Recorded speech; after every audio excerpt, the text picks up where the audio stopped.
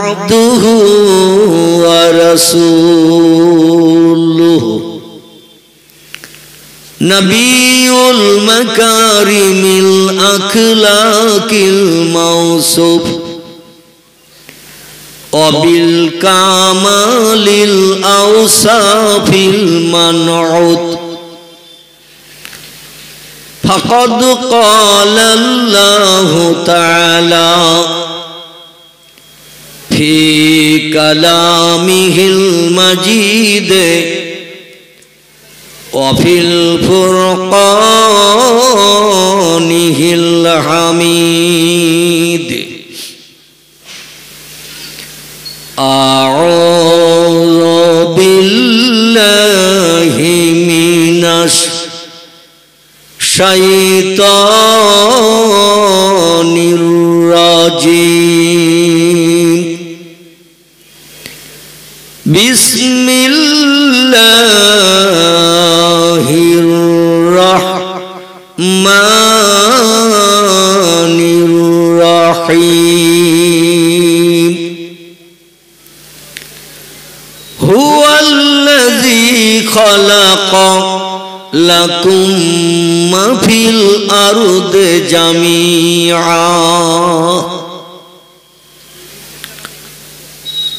وقال الله تعالى في آية أخرى إنما أمره إذا أراد شيئا أن يقول له كن فيكون গলা ছেড়ে প্রাণ খুলে উচ্চ রবে আওয়াজ তুলে বলুন আল্লাহু আকবার। এই বাচ্চারা তোমরা একটু জোরে আওয়াজ তোলো বাবা, তোমাদের এখনো ফেস্টিস টেস্টিস হয়নি, মান সম্মান যাবে না, আত্মসম্মানে বাধা পাবে না। তোমরা যখন চাচা দাদার মতো বড় হবে 35, 40, 45 বছর বয়স হবে তখন আর বলতে হবে না, চুপ করে থাকবা। এখন একটু ছোট আসো, এতে পেস্টিস টেস্টিস আত্মসম্মান মর্যাদার কোনো লাঘব হবে না। তোমরা একটু জোরে আওয়াজ তুললে চাচা দাদাদের একটু ঠোঁট নড়বে। এ ঠিক বললাম না ভুল বললাম? কারণ বাচ্চারা যখন জোরে আওয়াজ দিচ্ছে আমরা চুপ করি, কি করে থাকি? আল্লাহর নামের আওয়াজ তুলতে আপত্তি আছে কার কার? একটু হাত তোলেন তো দেখি। কারণেই আল্লাহু আকবার। আর আল্লাহর নামের আওয়াজ তুলতে আপত্তি থাকাও মানুষের জন্য উচিত নয়, ঠিক কি না? যে আল্লাহ এই পৃথিবীতে সব সৃষ্টি সেরা করে মানুষকে বানিয়েছেন, মানুষ সেরার মর্যাদা যদি দেয় তাহলে আল্লাহর নামের আওয়াজ পরিষ্কার করে উচ্চ রবে দিতে আপত্তি থাকা উচিত নয়। এই জন্য আল্লাহ বলছেন সূরা 3-এ, বিসমিল্লাহির রহমানির রহিম লাকাদ খালাকনাল ইনসানা ফি আহসানি তাকবীম। জোরে বলুন একটু আল্লাহু আকবার। আল্লাহ বলেন 4টি জিনিসের কসম খেয়ে আমি মানুষ শ্রেষ্ঠ ঘোষণা দিলাম। আমরা মাঝে মাঝে মানুষকে বিশ্বাসযোগ্যতার জন্য আমার কথাটা যাতে বিশ্বাস করে এই জন্য মাঝে মাঝে বলি খোদার কসম। এ বলি না, খোদার কসম বুধবার দিন 10টার ভিতরে তোর টাকা দেব, খোদার কসম শনিবার দিন বেলা 11:30টার ভিতরে তোর বাড়ি যাব। এই কিছু বলার আগে যদি কসম খায় মানুষ কথাটার উপরে বিশ্বাস করে না, করে না? আল্লাহ বলে আমি একটা কসম খেলাম না, 2টি কসম খেলাম না, আমি 4টি জিনিসের কসম খেয়ে বলছি যত সৃষ্টি পৃথিবীতে আছে, বাঘ, ভাল্লুক, হাতি, সিংহ, গন্ডার, ইঁদুর, কুকুর, বিড়াল, সাপ, বিচ্ছু, ব্যাঙ, মাছি, মশা, পিপিলিকা, কীট পতঙ্গ, জীবজন্তু, যা কিছু চোখে দেখতে পাও, যা কিছু চোখে দেখতে পাও না, সব সৃষ্টির ভিতরে আমি মানুষকে সেরা করে বানিয়েছি। আল্লাহ বলেন আমি 3 ফলের কসম খেলাম, জয়তুনের কসম খেলাম, তুর পাহাড় সিনাই পাহাড়ের কসম খেলাম, মক্কার পবিত্র শহর কাবা শরীফের চাতওয়ালের কসম খেলাম। এই চারটি জিনিসের কসম খেয়ে বলছি, লাকাদ খালাকনাল ইনসানা ফি আহসানি তাকবীম। সমস্ত সৃষ্টির ভিতরে সেরার মর্যাদা দিয়ে সর্বশ্রেষ্ঠ হিসাবে বিবেচিত করে একটা সৃষ্টিকে আমি পৃথিবীতে পাঠিয়েছি। সেই সৃষ্টির নাম হলো ইনসান। কি নাম? আরবিতে যারে বলা হয় ইনসান, ইংরেজিতে রে বলা হয় ম্যান, বাংলায় রে বলা হয় মানুষ জাতি।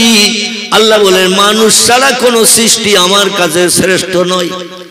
শক্তিতে বেশি হতে পারে বাঘ, শক্তিতে বেশি হতে পারে হাতি, শক্তিতে বেশি হতে পারে জলহস্তি, শক্তিতে বেশি হলো মানুষের ব্রেন বুদ্ধি মগজের কাছে সব সৃষ্টি নিকৃষ্ট। ঠিক কি না? এই জন্য আল্লাহ বলছেন মানুষ তোমাদের সেরা করে বানিয়েছি। আর তোমরা যদি আমার নামের আওয়াজ একটু জোরে না তোলো তাহলে সৃষ্টির নিকৃষ্ট হিসাবে বিবেচিত হবে। উলাইকা কাল আনাম, তোমরা চতুষ্পদ জন্তুর সমতুল্য হয়ে যাবে। বাঘের আমার নাম ধরে ডাকে কিন্তু বিকট আওয়াজ করে, গরুর আমার নাম ধরে ডাকে কিন্তু তারা হুম্বা হুম্বা করে, ছাগল আমার নাম ধরে ডাকে কিন্তু তারা প্যাঁ প্যাঁ করে, বিড়াল আমার নাম ধরে ডাকে কিন্তু ম্যাও ম্যাও করে, পাখিরা আমার নাম ধরে জপ করে কিন্তু তারা কিচির মিচির করে। এত সুন্দর আমার নামের আওয়াজ ও মানুষ তোমরা ছাড়া কেউ তুলতে পারে না। আজকের এই মজলিসে আমরা সে আল্লাহর নামের আওয়াজ তুলবো, আপত্তি আছেন কারো? কারো আপত্তি আছে? আচ্ছা, যেখানে তাস খেলা হয় ওখানে কবার আল্লাহু আকবার বলে খেলা শুরু করা হয়? তাস খেলা হয় যেখানে, মেমের ঘাড়ে গোলাম গোলামের উপরে বিবি সাফায় না, ওখানে কবার আল্লাহু আকবার বলার পরে তারপর খেলা শুরু হয়। আচ্ছা, যেখানে ক্যারাম বোর্ড খেলা হয়, ক্যারাম বোর্ড এধারে গুটি ওধারে, ওধারে গুটি এধারে, এভাবে ঠেলি ঠেলি দেয় না? আচ্ছা, কবার আলহামদুলিল্লাহ বলে খেলাটা শুরু হয়? একটু কথা বলেন। একবার হয় না। এইটা তো আমি শুনতে চাচ্ছি আপনাদের মুখ দিয়ে। আর এই আপনারা মুখ দিয়ে যেটা বলবেন, আল্লাহর অগণিত ফেরেশতা এই কোরআনী মজলিস উপলক্ষে এখানে আসমান থেকে অবারিত বারিত হয়ে এখানে আগমন করে মজলিস ভরিয়ে ফেলেছেন। জোরে বলুন সুবহান। আমরা কিছু সৃষ্টি চোখে দেখতে পাই না, কিন্তু কোরআন হাদিসের আলোকমালায় বিশ্বাস করতে হয়। আল্লাহর ফেরেশতা আমরা দেখতে পাই, কিন্তু ফেরেশতা আছে না নাই? ফেরেশতা আছে। আচ্ছা, জিনেদের আমরা দেখতে পাই, কিন্তু জিন আছে না নাই? আল্লাহ কোরআনে বহু জায়গায় জিনের নাম উল্লেখ করেছেন এবং বলেছেন পৃথিবীতে সেরা জাতি করে দুটি জাতি বানিয়েছি। একটার নাম হলো জিন জাতি, আগুন দিয়ে বানানো, একটির নাম হলো ইনসান, মানুষ জাতি, কাদামাটি দিয়ে বানানো। এই জন্য মানুষ তাদের দেখতে পাবে না, তবে তারা মানুষের থেকে বেশি পৃথিবীতে বসবাস করছে। তারা মানুষের থেকে বেশি বসবাস করছে, আমরা তাদের দেখতে পাই না। ঠিক কি না? সাগরের পানির তলায় কত জীবজন্তু চড়ে বেড়ায়, উপর থেকে নজর করলে দেখতে পাওয়া যাবে। তাই বলে নাই বলে আমরা কি ধারণা করব? আল্লাহ এত মাথা গরম নয়, নাউজুবিল্লাহ। পৃথিবীতে যেখানে জায়গা বেশি সেখানে সৃষ্টি কম, আর যেখানে জায়গা কম সৃষ্টি বেশি। আল্লাহ কি মাথা গরম করে নাউজুবিল্লাহ এরকম কিছু বানিয়েছেন? আল্লাহর জ্ঞান সব সৃষ্টির থেকে বেশি না কম? আল্লাহ বলছেন অমা উতিতুম মিনাল ইলমি ইল্লা কালিলা।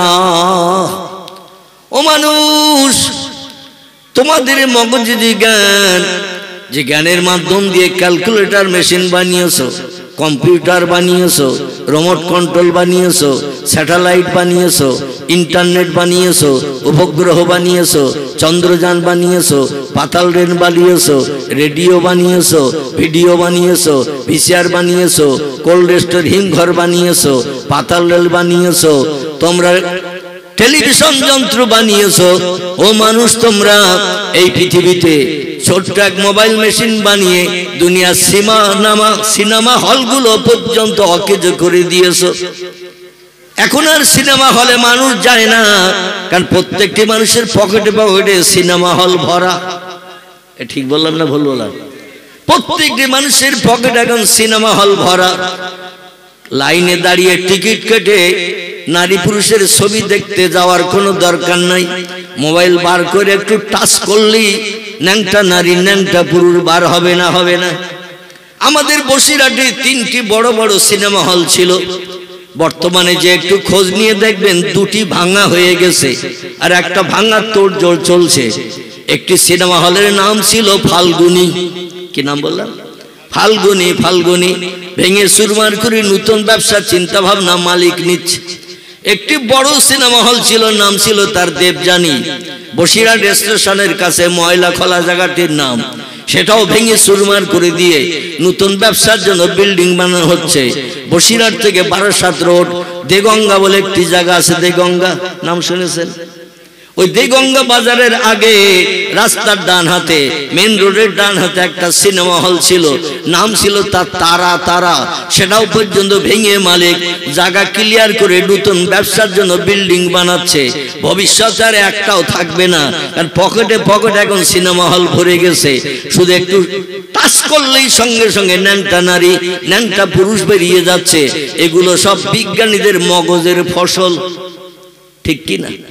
আল্লাহ বলে এত কিছু বানিয়েছো তোমরা, তাই বলে ধারণা করি না আমার থেকে তোমাদের জ্ঞান বেশি। এ ধারণা যেন করিও না। ওমা উতিতুম মিনাল ইলমি ইল্লা কালিলা। তোমাদের মগজের জ্ঞানের মাধ্যম দিয়ে যা কিছু বানিয়েছো, আগামী তো তোমরা বানাবে নিত্য নতুন যন্ত্র। আমেরিকা, জাপান, জার্মানির বিজ্ঞানীরা রিসার্চ করছে কোরআন নিয়ে। কি নিয়ে? যত কিছু বিজ্ঞানীরা বানিয়েছে সব আল্লাহর পাক কালাম কোরআনের ফসল। আর একটু জোরে হবে না? যদি বলেন হোয়াট ইজ দ্য ডকুমেন্ট, তাহলে একটা ছোট্ট তথ্য দেই। ভারতের এক হিন্দুর ঘরের কীর্তি সন্তানের লোকটির নাম হলো ডক্টর মানবেন্দ্রনাথ রায়, যিনি অক্সফোর্ড বিশ্ববিদ্যালয় থেকে MA ফার্স্ট ক্লাস ডিগ্রি অর্জন করে ভারতের জমিনে ফিরে এসেছিলেন। উচ্চ শিক্ষিতের তালিকায় তার যার নামটা এখনো পর্যন্ত লেখা আছে, লোকটির নাম ডক্টর মানবেন্দ্রনাথ রায়, যিনি ইংরেজি ভাষার পোকা। কথা বললেই তিনি ইংরেজি ছাড়া কথা বলতে পারেন না, ইংরেজিতে এত অভ্যস্ত। তিনি একটি তথ্য দিয়েছেন আমাদের কোরআন সম্পর্কে।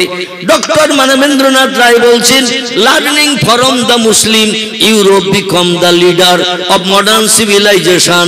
একটু চিল্লায়ে বলুন মারহাবা।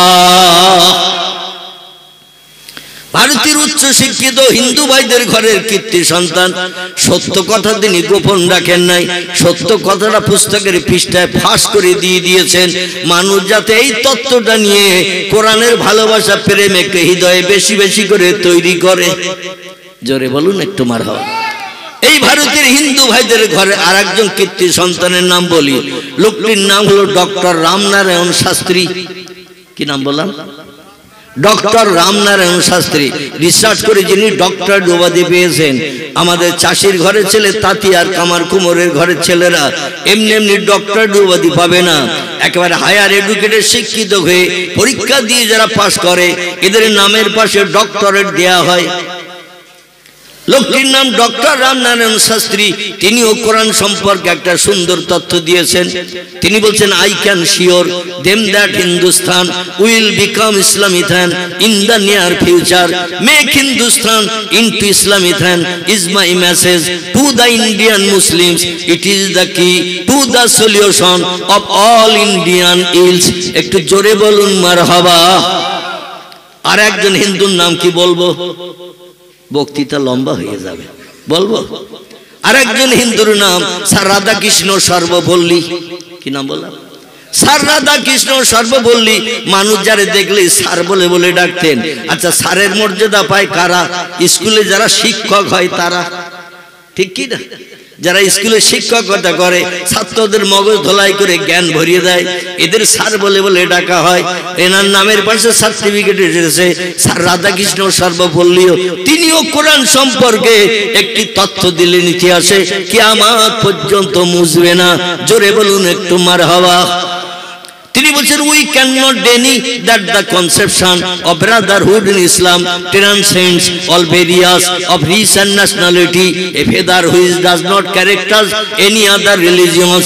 চিল্লায় আরেকটু জোরে বলুন মারহাবা। আমার ভাইরা, এভাবে তত্ত্বগুলো শুনলে কলিজা ঠান্ডা হয়ে যাবে।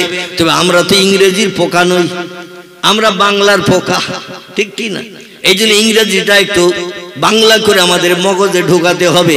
কি বলতে চাইছে উচ্চ শিক্ষিতরা? আসুন এবার আমরা সেখানে যাই। তবে প্রাণ ভরে মহব্বত একটু দরুদের নজরানা পয়গম্বর মোহাম্মদ রসুল্লাহর দরবারে জানাই। দরুদ শরীফ পড়তে আপত্তি আছে কার কার? একটু হাত তোলেন। আর আমাদের আহলে সুন্নতুল জামাতের আকীদা বিশ্বাসী মানুষের আপত্তি থাকা উচিত নয়, ঠিক কি না? কারণ যে নবী সাহায্য ছাড়া জান্নাতে কেউ যেতে পারবে না, সে নবীর সঙ্গে মহব্বতের উত্তম নমুনা হলো দরুদের তোহফা। জোরে বলুন সুবহান।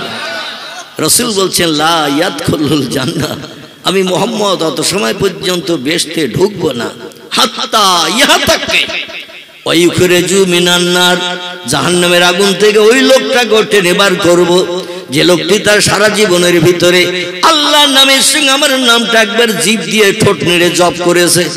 জোরে বলুন একটু সুবহানাল্লাহ। সারা জীবনের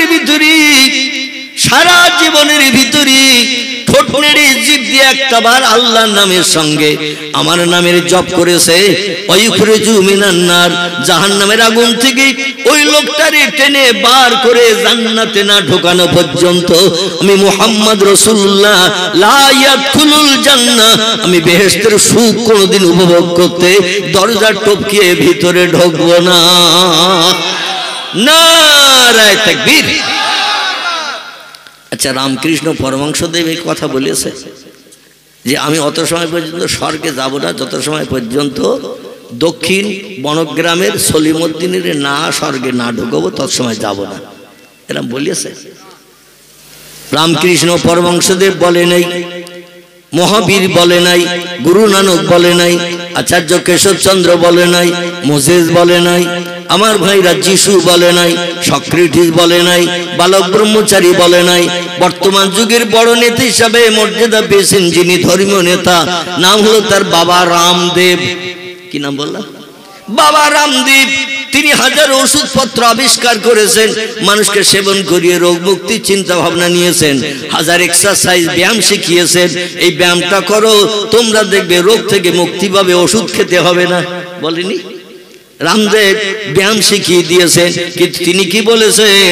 পরকালে যেদিন বিপদে পড়বে, জাহান্নামে ফেরেশতারা গলায় লোহার শিকলের দড়ি পরিয়ে হড় হড় করে টানতে টানতে যখন জাহান্নামে নিক্ষেপ করতে নিয়ে যাবে, আমি তখন তোমাদের সামনে দাঁড়িয়ে যাব এবং তোমাদের স্বর্গে না ঢোকানো পর্যন্ত আমি স্বর্গের অধিবাসী হব না। এরম কথাও কি রামদেব বলেছে? কথা বলে। গুরু নানক কি বলেছে? কেউ বলে নাই। বলেছেন একজন ব্যক্তি যিনি হলেন মক্কার জ্যোতি, মদিনার বাতি, আব্দুল্লাহর বেটা, মামিনার নয়নের মণি, যার নামের পাশে সার্টিফিকেট দেওয়া হয়েছে সাইয়্যিদুল মুরসালিন, খাতামান নবিয়্যিন, এমন করে যার নামের পাশে সার্টিফিকেট দেওয়া হয়েছে রাহমাতাল লিল আলামিন। চিল্লায়ে বলুন একটু সুবহানাল্লাহ। মানুষের জন্য আল্লাহ যাকে রহমত স্বরূপ পৃথিবীতে পাঠিয়েছেন, দয়া দেখাবেন যিনি, বিপদে পাশে দাঁড়াবেন যিনি, অপরের দুঃখে কাঁদবেন যিনি, মানুষের সেবা পরিষেবা দিয়ে মুখে হাসি ফুটাবেন যিনি, তিনি কে? একটু নাম বলেন। তার নাম কি? তার নাম মুহাম্মাদুর রাসূলুল্লাহ সাল্লাল্লাহু আলাইহি সাল্লাম। জোরে বলুন একটু সুবহানাল্লাহ। সেই নবী বলছেন আমার উম্মতের ভিতরে কোন একজন ব্যক্তি হিসাব নিকাশের পরে জাহান্নামের অনলগ্নি কুণ্ডে যদি দগ্ধ হয়, আমি মুহাম্মদ অত সময় পর্যন্ত জান্নাতে ঢুকবো না, হুর গেলে মানদানি আনন্দ ফুর্তি করব না, জান্নাতের ভিতরে ভালো নাজ নেয়ামত ভক্ষণ করব না, তত সময় পর্যন্ত আমার উম্মতের ভিতরে নাম লেখা ওই লোকটি জাহান্নামের আগুনে দগ্ধ হবে। ওয়ায়ুখরিজু মিনান নার, আগুন থেকে তারে টেনে বাইরে বার করে আল্লাহ জান্নাতে না ঢোকানো পর্যন্ত আমি জান্নাতের সুখ উপভোগ করব না। জোরে বলুন একটু সুবহানাল্লাহ। এই জন্য শিখ ধর্মগুরু যার নাম হলো মিস্টার গুরু নানক, কি নাম বললাম, শিখেদের ধর্মীয় নেতা যিনি, যার নাম হলো মিস্টার গুরু নানক, তিনি একটি তথ্য দিয়েছেন ইতিহাসের পৃষ্ঠায়। বইটির নাম হলো হযরত মুহাম্মদ সাল্লাল্লাহু আলাইহি সাল্লাম সম্পর্কে অমুসলিম মনীষীদের বাণী। লেখকের নাম ডক্টর আফাজুল্লাহ রোমেন আফাজ। আমি বইয়ের নাম লেখকের নাম বললাম। আমার ভাইরা লাইব্রেরি থেকে বইটি কালেকশন করে ঘরে যখন সময় পাবেন বসে বসে পড়বেন, কলিজা ঠান্ডা হয়ে যাবে। সকলে বলুন আমিন। গুরু নানক বলছেন, সাধু সমাজকারক ব্রাহ্মণ গাজী পীর ও কুতুবগণ অশেষ উপকার করাইতে পারবেন যদি তারা ইসলামের নবীর প্রতি একটু ভক্তি ভরে দরুদ শরীফ পাঠান। আর একটু জোরে হবে না? নারায়ে তাকবীর। কি তত্ত্ব দিয়েছেন আর একটা বার শুনুন, কারণ একবার শুনলে মগজে অ্যাটাচড হবে না, অ্যাডজাস্ট হবে না, মগজে মিল করা যাবে না। আর একবার শুনুন, তিনি বলছেন সাধু সমাজকারক ব্রাহ্মণ গাজী পীর ও কুতুবগণ অশেষ উপকার করাইতে পারবেন যদি তারা ইসলামের নবীর প্রতি একটু ভক্তি ভরে দরুদ শরীফ পাঠান। গুরু নানক বলে নাই সময় সুযোগ হাতে পেলে রামকৃষ্ণ পরমহংসদেবের নামের জপ জিকির করিও, সময় সুযোগ হাতে পেলে মহাবীরের নামে তসবিহ পড়িও, সময় সুযোগ হাতে পেলে আচার্য কেশবচন্দ্রের নামের জপ জিকির করিও। এ কথা গুরু নানক বলে নাই, নিজের সম্পর্ক কোনো তত্ত্ব দেন নাই। তিনি বলছেন সময় সুযোগ যদি হাতে পাও ইসলামের নবী মুহাম্মদ রাসূলুল্লাহর মহব্বতে একটু বেশি বেশি করে দরুদ শরীফ পড়ে নাও। যেদিন পাশে কেউ দাঁড়াবে না সেদিন দাঁড়াবেন কে? অনেকে বলে আল্লাহ দাঁড়াবে। আমি যখনই বলি যে পাশে সেদিন কেউ, যেদিন কারো পাশে দাঁড়াবে না সেদিন পাশে দাঁড়াবেন কে? অনেকে বলেন আল্লাহ দাঁড়াবে, কিন্তু আসলে কি তাই?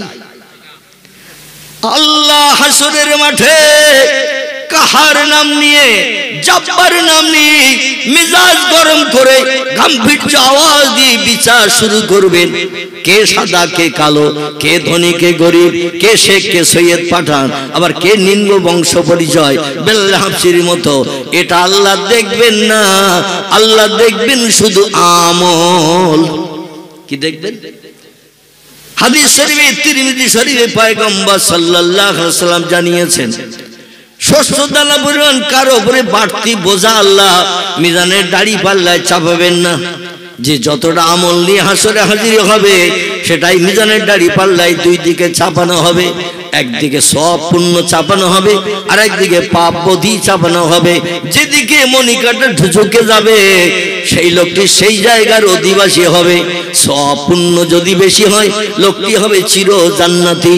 আর যদি পাপের পাল্লা ভারী হয়ে যায়, মদের ব্যবসা করেছে, মদ খেয়েছে, সুদের ব্যবসা করেছে, সুদ খেয়েছে, সিনেমা যাত্রায় গিয়েছে, তাসের আড্ডায় বসেছে, মিথ্যা কথা বলেছে, চুরি ডাকাতি ছিনতাই করেছে, গরিব এতিমের হক ফাঁকি দিয়ে খেয়েছে, আল কবি কবি হাফ শতক জমি বাড়িয়ে নিছি। এখানে অবশ্য এরকম কোনো লোক নেই। কোদাল নিয়ে গেলে ক্ষেতের মাঝখানে ঘাসটা যা থাকে থাক, ও শুধু আলির গড়ায় ঘপ চালাচ্ছে। শেষে একদিন আমিন ডেকে মেপে দেখা গেল আল ছিল ওখানে, সে আল এসেছে এখানে। মানে শুধু আল কোপানের কাজ ছাড়া আর কোনো কাজ নেই। এখানে অবশ্য লোক নেই, আছে নাকি? হ্যাঁ আছে। আসলে শিয়াল সব জায়গায় ডেকেছে, ঠিক কি না? শিয়াল সব জায়গায় ডেকে গরিব এতিমের হক ফাঁকি দিয়ে খেয়েছে। বিধবার দরজার কড়া নাড়া দিয়ে রাত 1টার সময় দরজায় ঘা দিয়ে দরজা খুলিয়ে জীবন যৌবনের ক্ষুধা নিবৃত্তি করে কিছু টাকার বিনিময়ে নারীর বুকে হাসি ফুটিয়ে ঘরে ফিরে এসেছি। এমন লোক মনে হয় এই গ্রামে নাই, আছে নাকি? স্বামী নাই, বিধবা, 2টো বাচ্চা আছে ছোট ছোট। এই রকম নারী রাতের বেলা ঘুমায় বড় দুশ্চিন্তা নিয়ে। চেহারাটা যদি দেখতে সুন্দরী হয়, 2টো বাচ্চা হয়েছে, তবে চেহারা এখনো ঝটকানি লাইন আসে নাই, এখনো চেহারা দেখতে ভালো, যুবতী মেয়েদের মতো। অনেক মেয়েদের ধাত ভালো হয়, 2টো 3টে 4টা বাচ্চা হলো দেখলে মনে হয় এখনো বাচ্চা হয়নি। আছে না কিছু মেয়ে? আবার কিছু মেয়ে আছে বিয়ের আগে দেখতে অপূর্বা সুন্দরী ছিল, পটল চড়া চোখ ছিল, নাকটা একটু লম্বা কাটিমে ছিল, মাথার চুলগুলো ঢেউ খেলানো ছিল, গালটা একটু শর্ট মার্কা ছিল, মৃগেল মাছের গালের মতো।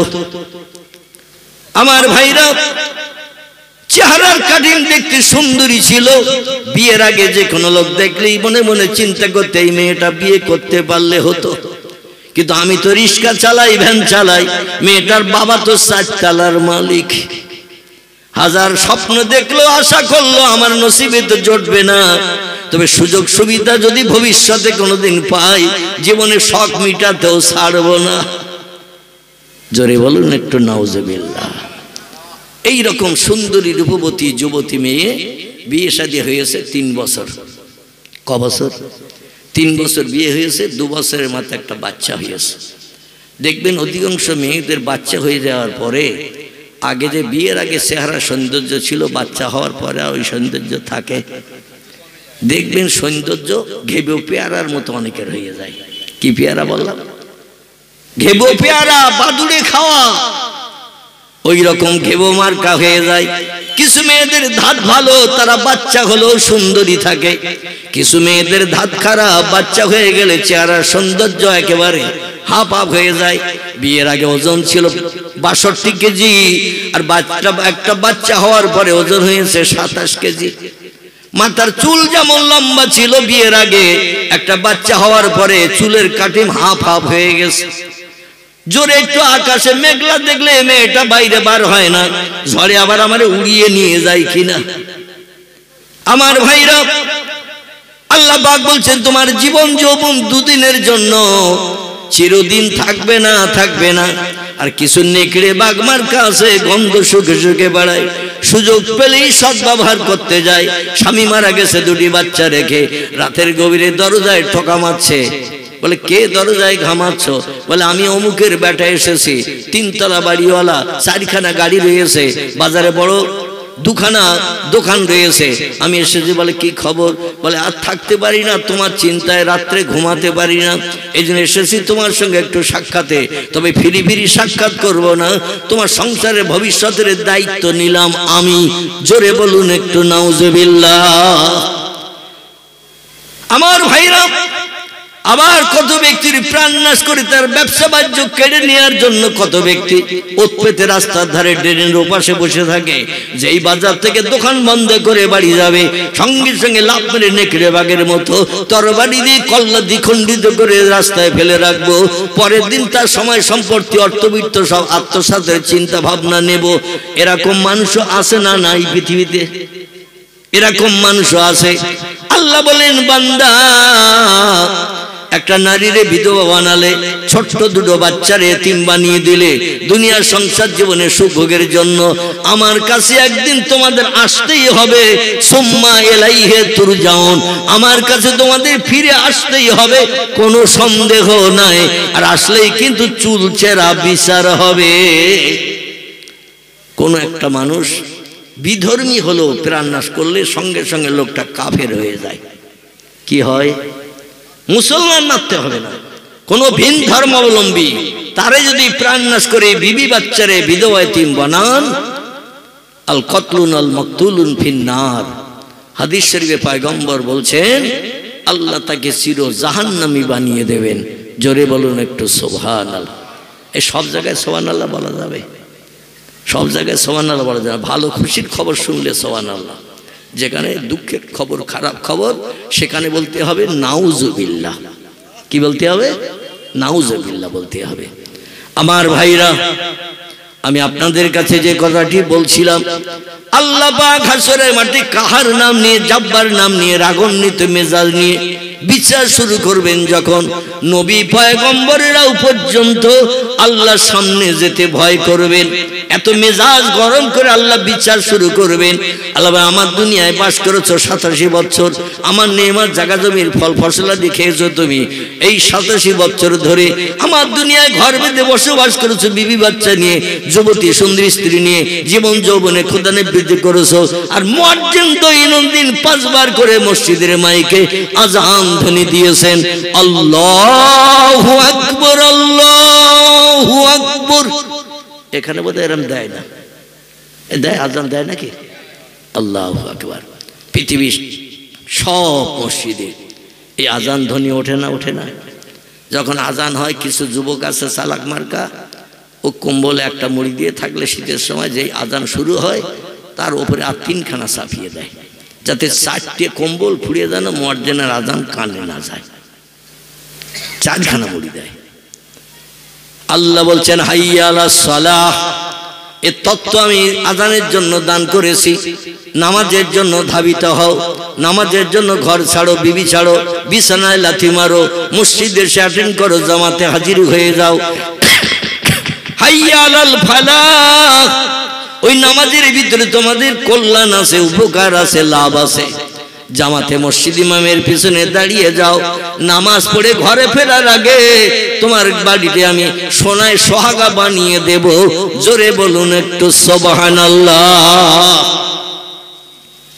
আল্লাহর দুনিয়ায় বাস করব, আল্লাহর নেয়ামত খাবো, আল্লাহর অনুদান বিবি বাচ্চা নিয়ে সংসার জীবনে সুখ ভোগ করবো, আর মুয়াজ্জিনের আজানে কান দেব না। আল্লাহকে হাসরে ছাড়বে বলে মনে হয়? সেই খোদার কসম, আল্লাহ কিন্তু হাসরে ছাড়বেন না, চুল চেরা বিচার করবেন। ওয়াকিমুল ওয়াজনা বিল কিসতি ওয়ালা তুকসিরুল মিজান।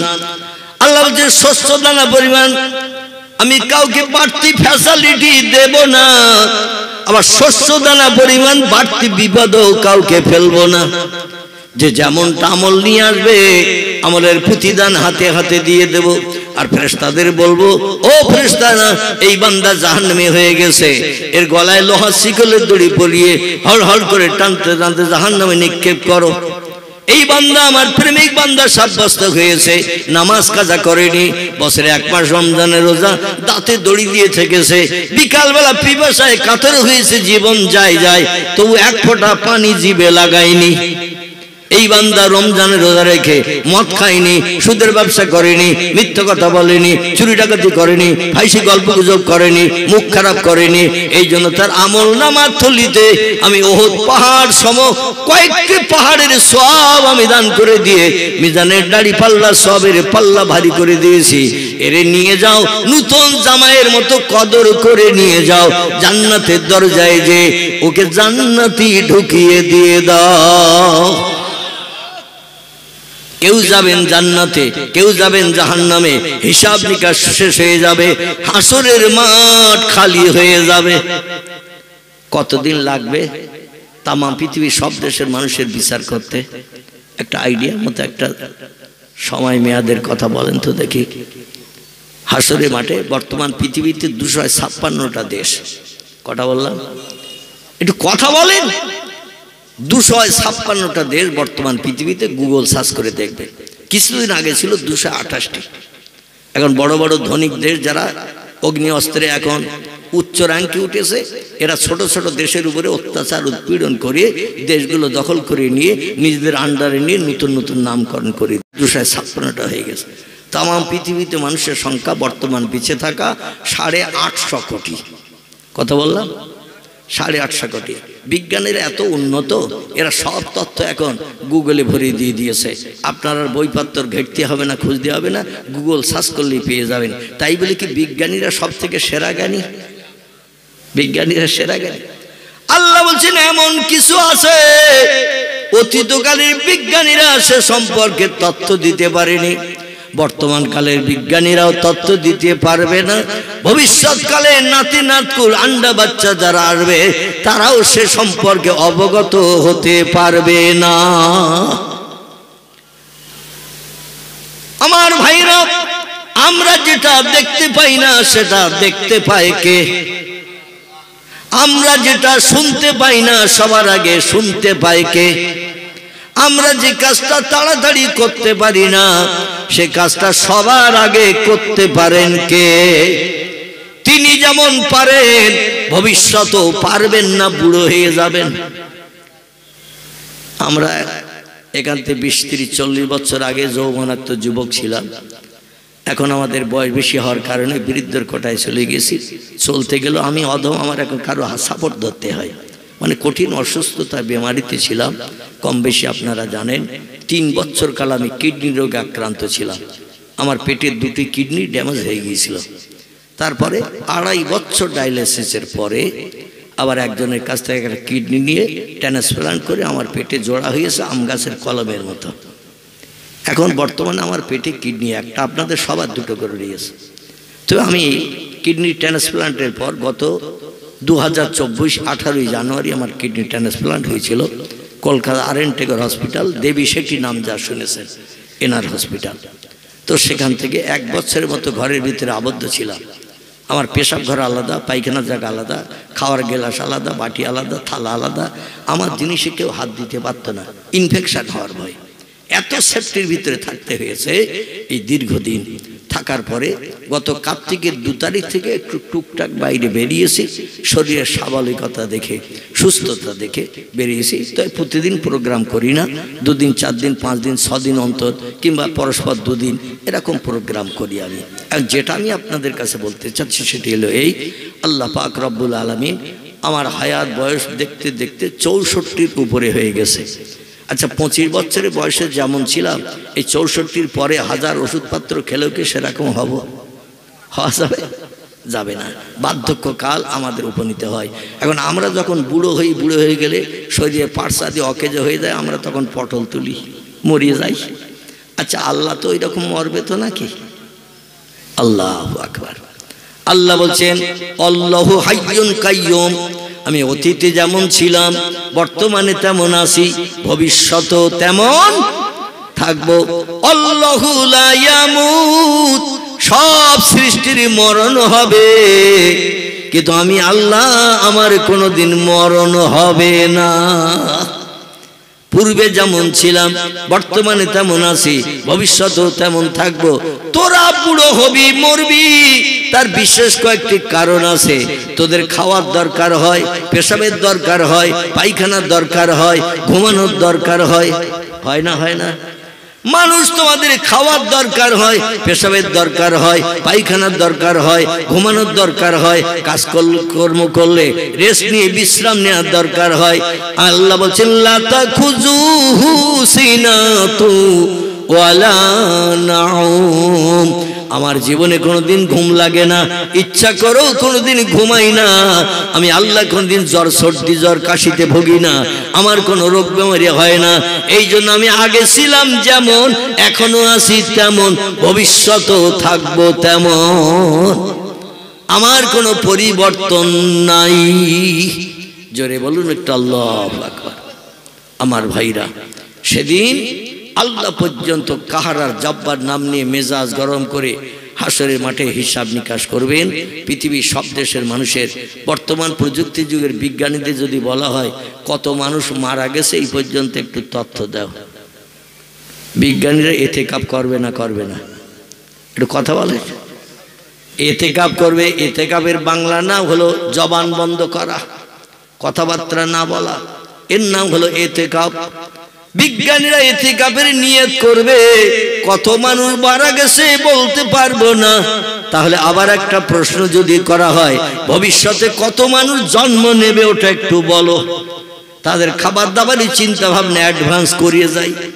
বিজ্ঞানীরা এখানেও এতেকাপ করবে না। আগামীতে কত মানুষ জন্ম নেবে আমার বাপ ঠাকুর দাদা বলিনি, আমিও বলতে পারছি না, ভবিষ্যৎ নাতি নাতকুর তারাও বলতে পারবে না। তবে বিজ্ঞানীদের জিজ্ঞাসা করলে ওরা বলে দেবে বর্তমান তাম পৃথিবীতে বেঁচে থাকা মানুষের সংখ্যা 850 কোটির মতো। এই তথ্যটা দিতে পারবে। আল্লাহ বলছেন কত মারা গেছে ওটা আমি জানি, আগামীতে কত আন্ডা বাচ্চা জন্ম নেবে সেটাও জানি, বর্তমানে কোন দিন কার মরণ হবে আমি আল্লাহ সেটাও জানি। আমার কোনো অগসরে কিচ্ছু নাই। জোরে বলুন একটু সুবহান।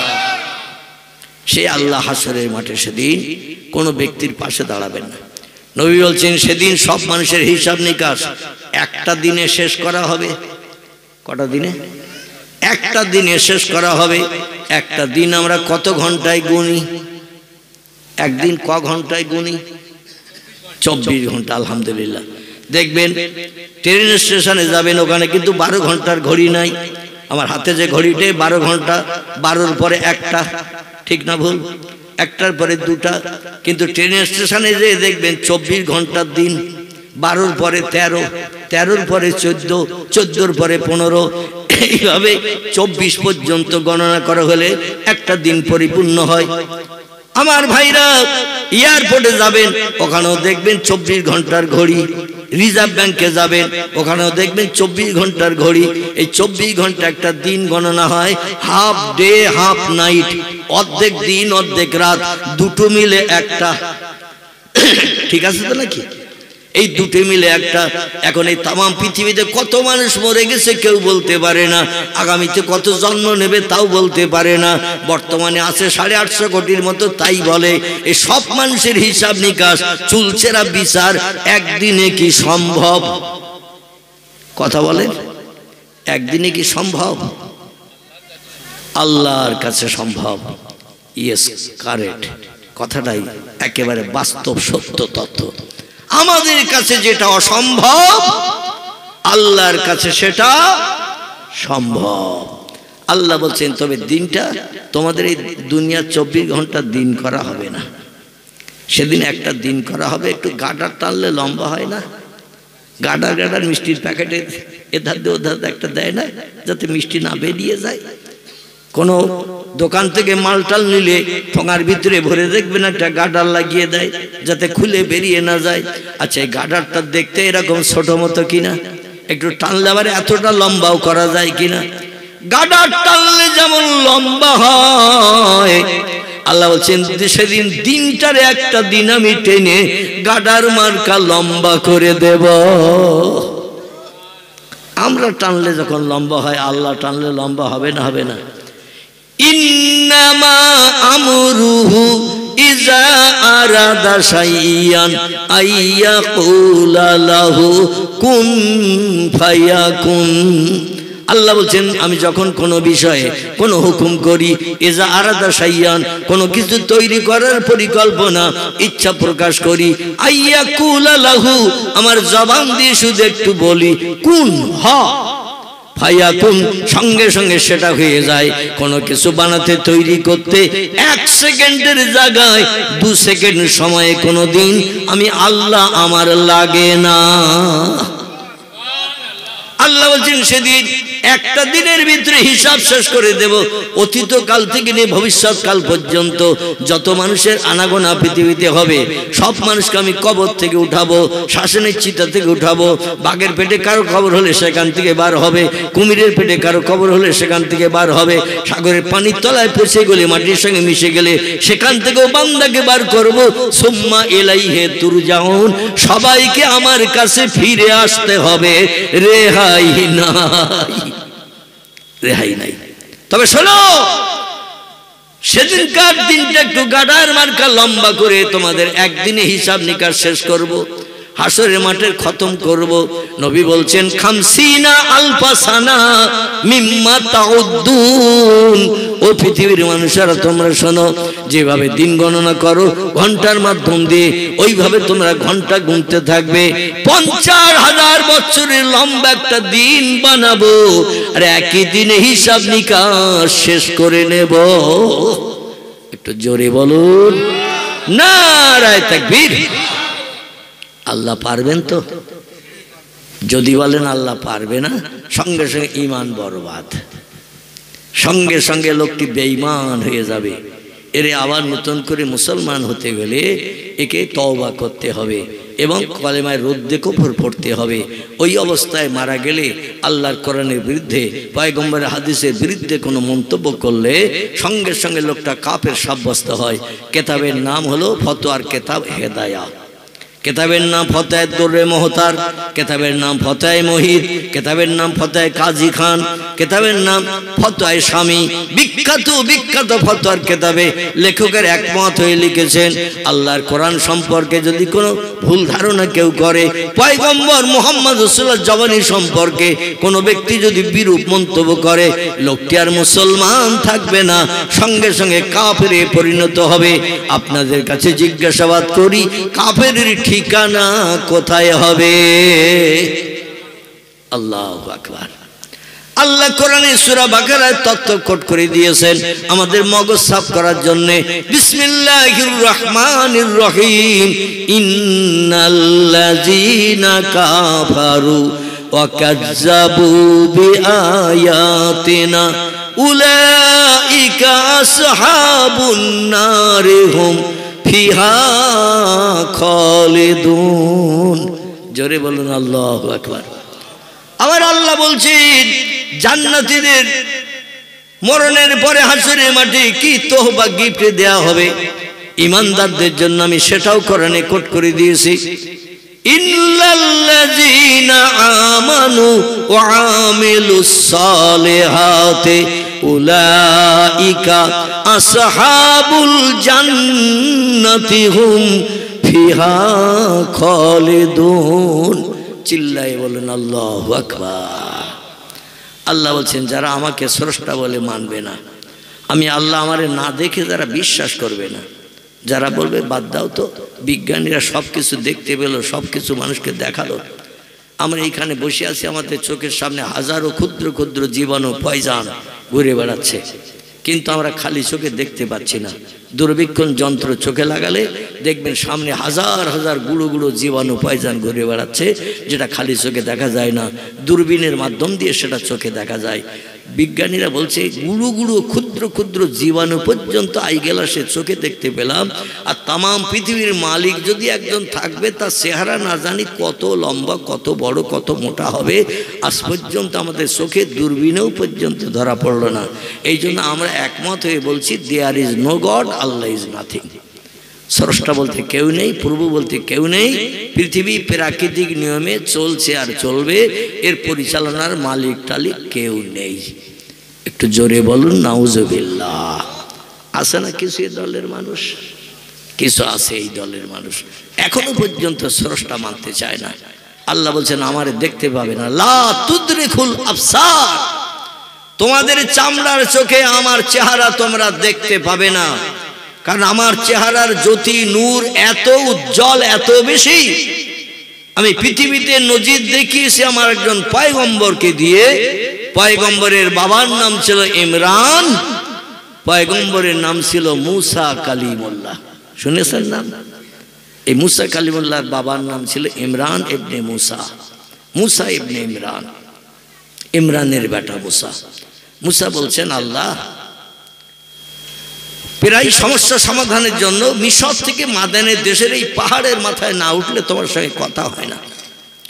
পৃথিবীতে প্রথম মোবাইল মেশিন ব্যবহার করেছিলেন যিনি, ওয়্যারলেস টেলিফোন ব্যবহার পৃথিবীতে করে দূরের খবর ঘরে বসে বসে পেয়েছিলেন যিনি, তার নাম হলো মুসা কালিমুল্লাহ।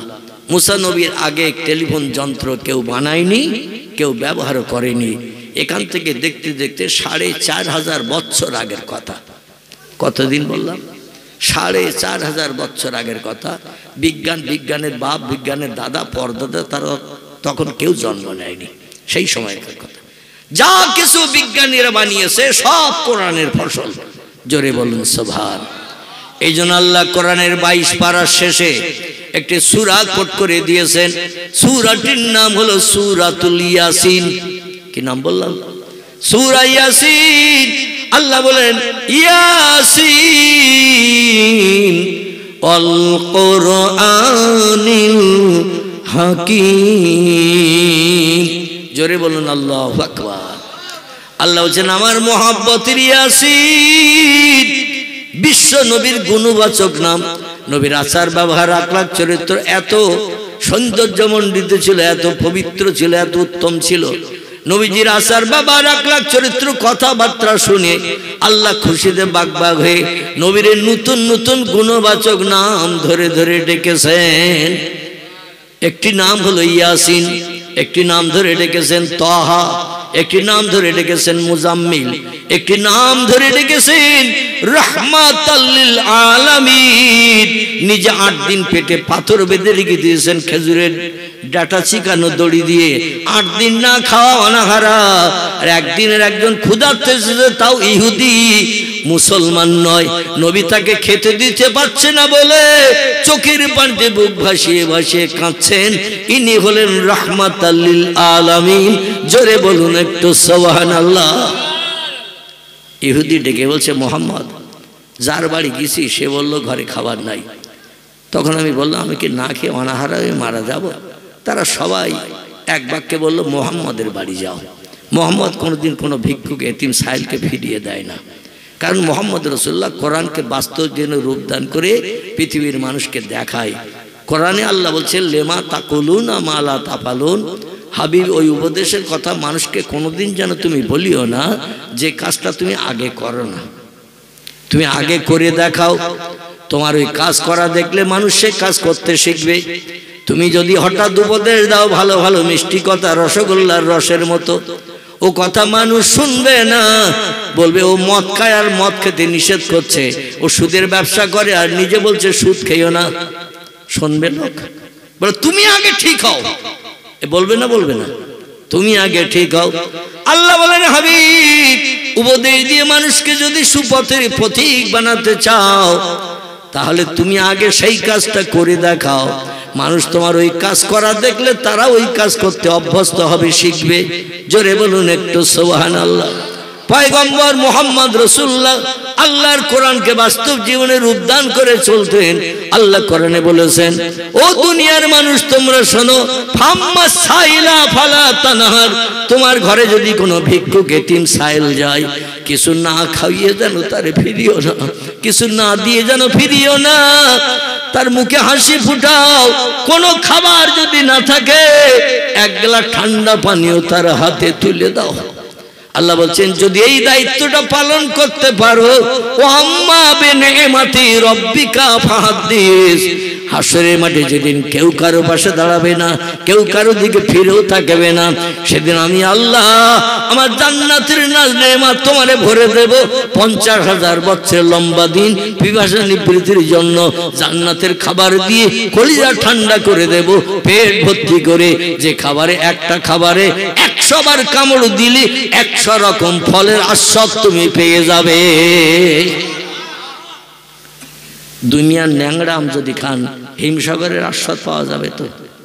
দুনিয়ার আঙুর যদি খান, জামের স্বাদ পাওয়া যাবে তো। জাম আর আঙুর প্রায় একই রকম দেখতে। দুনিয়ার আপেল যদি খান তো আপনি পেয়ারার স্বাদ পাবেন তো? পাওয়া যাবে না। দুনিয়ার আনারস যদি খান, একই রকম দেখতে, কাঁঠালের কালারটা প্রায় একই রকম, তো আনারস খেলে কাঁঠালের স্বাদ পাওয়া যাবে? আল্লাহ বলছেন, পৃথিবীতে একটা ফলের এক রকম স্বাদ, কিন্তু আমার জান্নাতে যে নেয়ামতগুলো বানিয়ে রেখেছি, একটু একটু করে যদি একটা ফলে 100 বার কামড় দাও, 100 রকম ফলের আস্বাদ তোমার জিভে পাবে। জোরে বলুন সুবহান। এই ফলের স্বাদ যদি পেতে চাও, হাসরের মাঠে যেদিন কেউ কারো পাশে দাঁড়াবে না, ইয়াউমা ইয়াফিরুল মারু মিন আখিহি ওয়া উম্মিহি ওয়া আবিহি ওয়া সাহিবাতিহি ওয়া বানিহি ওয়াল আখির। জোরে বলুন একটু আল্লাহু আকবার। আল্লাহ বলছেন, সেদিনে হাসরের মাঠে তোমাদের সবাইকে যেদিন হাজির করব, বাপ ছেলেরে চিনবে না, ছেলে বাপের চিনবে না, মা মেয়ের কাছে পরিচয় দেবে না, মেয়ে মার কাছে কোনো পরিচয় দেবে না, ভাই বোনের কাছে পরিচয় দেবে না, বোন ভাইয়ের কাছে পরিচয় দেবে না, বন্ধু বন্ধুর দিকে ফিরেও পর্যন্ত তাকাবে না। সেদিন এই মানুষের বিপদে হাসরের মাঠে একজন ব্যক্তি মানুষের পাশে দাঁড়াবেন, তিনি হলেন সাইয়্যিদুল আম্বিয়া, রাহমাতাল লিল আলামিন, খাতামান নবিয়্যিন, শাফিয়াল মুজনাবিন, রাহিতুল আশিকিন, মুরাদিল মুশতাকিন, সিরাজুস সালিকিন, মিসবাহুল মুকাররাবিন, জাদ্দুল হাসানুল হুসাইন, আবুল কাসিম মুহাম্মাদুর রাসূলুল্লাহ। প্রাণ ভরে বলুন সাল্লাল্লাহু আলাইহি ওয়াসাল্লাম। আল্লাহ সেদিন কোন বান্দার মুখের দিকে ফিরে তাকাবেন না, রহমতের নজরে তাকাবেন না। সেদিন আল্লাহ তাকাবেন ওই মিজানের দাড়ি পাল্লার মণিকাটার দিকে। কি আমল করে এসেছো, মণিকাটা যেদিকে যাবে সেই দিককার খোরাক তুমি বনবে, সেখানকার অধিবাসী বনবে। কারো শস্য দানা পরিমাণ বাড়তি ফ্যাসিলিটি দেব না, শস্য দানা পরিমাণ বাড়তি বিপদও ফেলবো না। যে যেমন আমল নিয়ে দুনিয়া থেকে আসবে, আমলের প্রতিদান হাতে হাতে পাবে। আল্লাহর গাম্ভীর্য মেজাজ দেখে পয়গম্বরেরাও পর্যন্ত আল্লাহর সামনে যাবে না। জোরে বলুন একটু সুবহানাল্লাহ। সেদিন একজন যাবেন, তিনি হলেন আমাদের পয়গম্বর, আমাদের রাহবার কামলিওয়ালা, নাম তার মুহাম্মদ রাসূলুল্লাহ। আল্লাহ ডেকে বলবেন, হাবিব, আমি বিচার শুরু করার আগে আপনাকে প্রথম জান্নাত হালাল বানিয়ে দিলাম। আপনি জান্নাতে না ঢুকলে আমি বিচার শুরু করতে পারছি না। জান্নাতে ঢুকে যান, হুর গেলে দিনে আনন্দ ফুর্তি করে। 23 বছরের কলেমার জিন্দিগি, কত ঘাত প্রতিঘাত খেয়েছেন, কত অত্যাচার উৎপীড়ন নির্যাতন পেয়েছেন, কত পাথর খেয়ে গিয়ে সারাটি সোনার বরণ দেহ রক্তে জামা কাপড় ভিজিয়ে লাল করে দিয়ে দিয়েছে। তাইবের পাহাড়ের কিনারায় বর্ষার পানির মতো এত পাথর মারল আপনার উপরে, বেহুশ হয়ে 4 ঘন্টা পাহাড়ের কিনারায় বেহুশ হয়ে পড়ে থেকেছেন। ও হাবিব, এই জন্য আপনার আমি সূর্যের রৌদ্রে হাসরের মাঠে দাঁড় করতে চাই না। আপনি আগে জান্নাতে ঢুকে যান, জান্নাতে না ঢুকলে বিচার শুরু করব না। নবী বলবেন, আল্লাহ, আমি যদি জান্নাতে যে হুরগেলেমানদের নিয়ে আনন্দ ফুর্তি করি, কারণ আপনি জান্নাতের হুরগেলেমানদের এত সুন্দর সৌন্দর্যময় চেহারা বানিয়ে দিয়েছেন, মানুষ দেখলে আর কোনো খেয়াল তার থাকবে না। হুরুম মাকসুরাতুন ফিল কিয়াম ফিহিন্না খায়রাতুন হিসান। আল্লাহ এত সুন্দর রূপবতী যুবতী নারী বানিয়ে জান্নাতে রেখেছে, বান্দা একটাবার চেহারার দিকে তাকালে আর কোনো খেয়াল তার আসবে না। এই রকম যুবতী সুন্দরী 18 বছরের হুরগেলেমান একটা বেটা ছেলেকে পরিবেশন করা হবে, তওবা দেওয়া হবে 70টা করে। তিরমিজি শরীফের হাদিস। ইমাম আবু ঈসা তিরমিজি রাহমাতুল্লাহি নবীজির জবানে লিপিবদ্ধ করেছেন। পবিত্র তিরমিজি শরীফে একটা বেটা ছেলের সেবা যত্নের জন্য, পরিষেবা দেওয়ার জন্য 18 বছরের সুন্দরী যুবতী হুরগেলেমান বরাদ্দ হবে 70টা। কটা? আচ্ছা, দুনিয়ায় যদি কারো 4টে বউ থাকে, ও কি স্বস্তিতে ঘুমোয়? একটু কথা বলেন। 4টে বউ যদি থাকে, কোরআনের বিধান আছে 4টে বিয়ে করা। আল্লাহ বলছেন, ফানকিহু মা তাবা লাকুম মিনান নিসা মাসনা সুলাসা ওয়া রুবা। আল্লাহ বলছেন, ও দুনিয়ার যুবক পুরুষেরা, পশুর মতো যেন চরিত্র নষ্ট করিও না। গরু ছাগল ভাড়া, হাঁস মুরগি ইঁদুর কুকুর বিড়াল, কে ওর স্ত্রী, কে ওর মা, কে ওর বোন, কে ওর খালা, ওরা কি জাত বিচার করে? যে কোন একটা পুরুষ পশু একটা নারী পশুকে যদি সামনে পায়, জীবন যৌবনের ক্ষুধানিবৃত্তির জন্য মায়ের সঙ্গে ব্যভিচারে লিপ্ত হয়, বোনকেও ছাড়ে না, এমন করে কন্যাকেও ছাড়ে না, সবাই ওর বিবি। আল্লাহ বলছেন, তোমরা সৃষ্টির সেরা, তোমাদের জন্য গাইড বুক দান করেছি। এই গাইড বুকের নাম হলো আল কোরআন। আমি কোরআনে তোমাদের জন্য তত্ত্ব কোট করে দিয়েছি।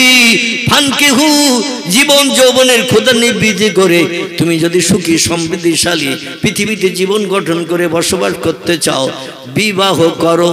অবৈধভাবে কোন নারীর ইজ্জত লুণ্ঠন করিও না, তোমার চরিত্র নষ্ট করিও না। হাদিস শরীফে নবী সাল্লাল্লাহু আলাইহি ওয়াসাল্লাম জানিয়েছেন, যার চরিত্র নাই পৃথিবীতে তার কিচ্ছু নাই। যার চরিত্র নাই, অহুসনুন খলিকহ, নবী বলছেন, যার চরিত্র খারাপ পৃথিবী তার কাছে নিন্দনীয়, খারাপ, তার কিচ্ছু নাই, কিচ্ছু নাই। এই জন্য চরিত্র সংরক্ষণ করতে গেলে পুরুষের প্রয়োজন বিয়ে করা, নারীরও প্রয়োজন বিয়ের বন্ধনে আবদ্ধ হওয়া। ঠিক কি না? নারীরও যেমন জীবন যৌবন আছে, পুরুষেরও তেমন জীবন যৌবন আছে না নাই? আছে।